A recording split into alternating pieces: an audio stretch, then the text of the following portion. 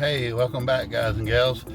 Tonight is Friday the 10th of May, and even though I live in Georgia, which is pretty far south in the States, we are experiencing some aurora, which is unheard of here.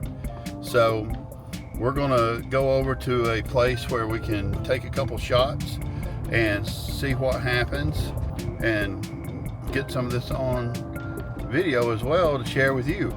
So hold on tight, here we go. All right, I don't know if you can see the lights going on around behind me there, but we're getting a pretty good show. Mostly it's a lot of pink light tonight, but it is different. We don't usually see this kind of stuff here in Georgia. I'm in a pretty open field here, and I've got a couple of deer standing off probably about 50 yards away down here, snorting at me. They just snorted 3 or 4 times right before I got the cameras out. I'm going to turn this way. Maybe you can see that pink sky behind me, which is really pretty odd for Georgia. And a few other shots as I get them. There you can see some lights back there going off too. It's really pretty odd here for where we're at for this kind of sky to get this low in the U.S. We don't see it often, but anyway, there they are.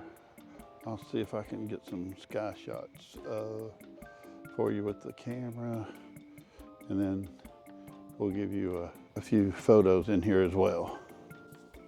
All right, now we're back in the office. Apologize for that footage. I know some of it wasn't the best. I was trying to see if I could show you the aurora that was going on, but it didn't pick up very well in the video. So we'll show you some pictures in just a moment so you can see what we saw here. So first of all, I want to talk about what my thought process is when I'm going to shoot aurora. Obviously, I want the fastest glass I can shoot. Even though the aurora seems pretty bright, you still want a low aperture. I shoot at f2.8 because that's the fastest glass I have. I use a 15 to 35 so I can get that wide landscape, and that's what I recommend, so you can get as much of it as possible while you're seeing it, and keep the f-stop as low as possible. Keep it really open. That way you bring in as much light as you can. That allows you to shoot a faster shutter speed and or lower ISO. Going into a shoot for aurora, my base settings, I try to be somewhere around ISO 2000 to 4000, f2.8 of course, and then between 10 and 20 seconds on my shutter speed. I set my white balance at 3700 Kelvin. This cools down the night skies and gives you a good look at the color within the aurora. Then, of course, you're going to need a tripod because you're shooting these long shutter speeds, or somewhere to set your camera that can be stable. I use a remote shutter anytime I'm shooting at night, or if I don't have one with me, which I do forget quite often, I'll use a delayed timer on my camera and set it to 2 seconds or 10 seconds, depending on how much I'm moving and the wind and different things like that, you know, to let the camera be settled down after I have pressed that button. Then you're going to use manual focus because it's really hard to focus on the sky or the stars. I have a filter from Maven Filters that really helps with that. It helps me fine-tune my focus.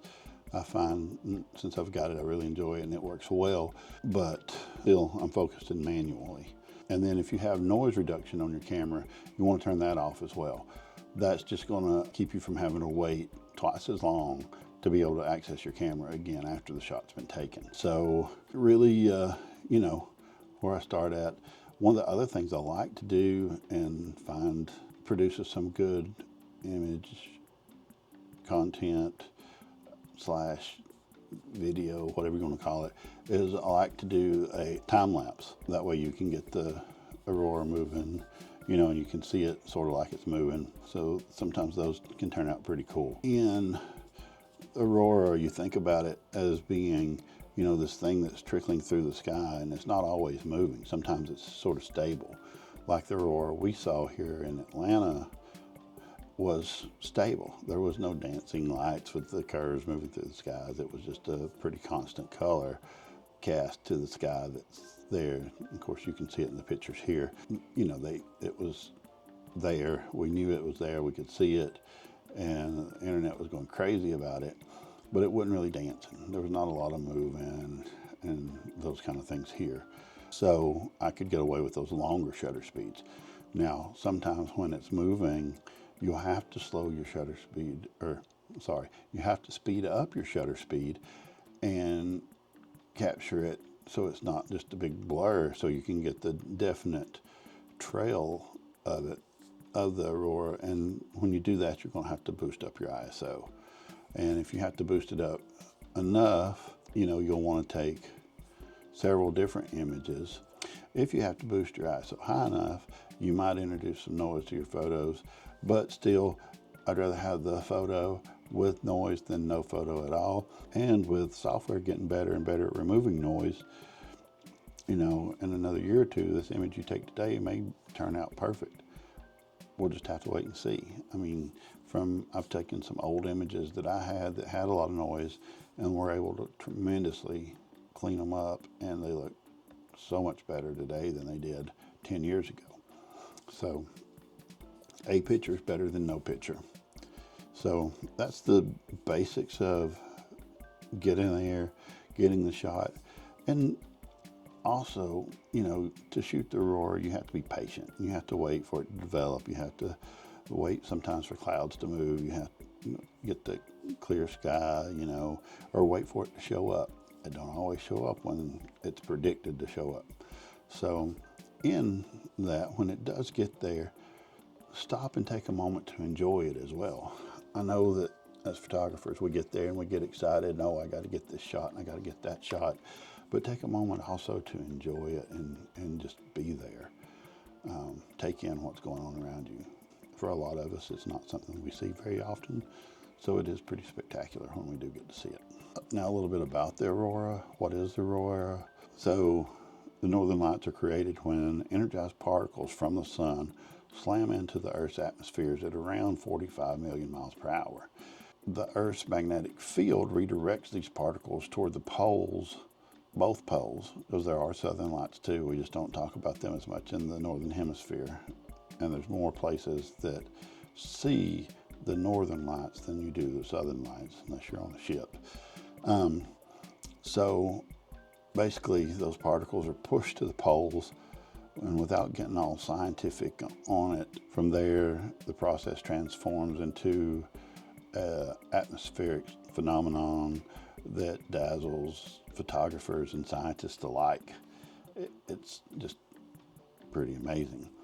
The best place to see the northern lights is what's called the auroral zone. It's an area within 1,550 miles or 2,500 kilometers from the North Pole, or above 62 degrees north latitude.